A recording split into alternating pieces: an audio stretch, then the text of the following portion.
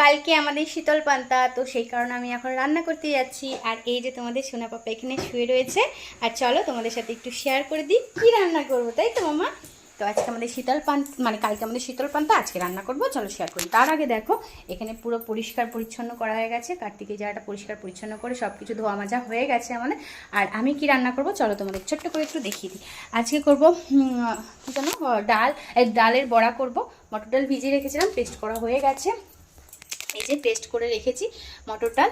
আর এদিকে করব পটল আলু, একদম গা মাখা মাখা, মানে পুরো শুকনো করব, যাতে পান্তা ভাতটা তো জলই, তো সেই জন্য শুকনো শুকনো মেখে ভালো লাগবে খেতে। আর তার মধ্যে কয়েকটা বড়া দিয়ে দেবো, আর এমনি শুকনো বড়া রেখে দেবো। তো চলো ফটাফট করে নিই, তারপরে তোমাদের সাথে অবশ্যই শেয়ার করব আমার রান্নাটা, যে করানো হয়ে যাওয়ার পরে।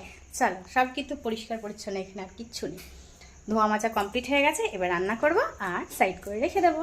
চলো, এদিকে দেখো বড়া ভাজা মানে মোটামুটি হয়ে এসেছে, এই যে। আর এই যে এখন এই কটা বাকি, আর এই যে। তো তো রান্নাবান্না শেষ করতে তো একটু টাইম লাগবে, 8:30 বেজে গেছে, সেই কারণে রান্নাবান্নাটা এই রিলসে দেখাবো না, একবারে কালকে ব্লগে আসবে, কালকে বড় ভিডিও দেবো, কালকে ব্লগে একবারে দেখে নিও। চলো টাটা।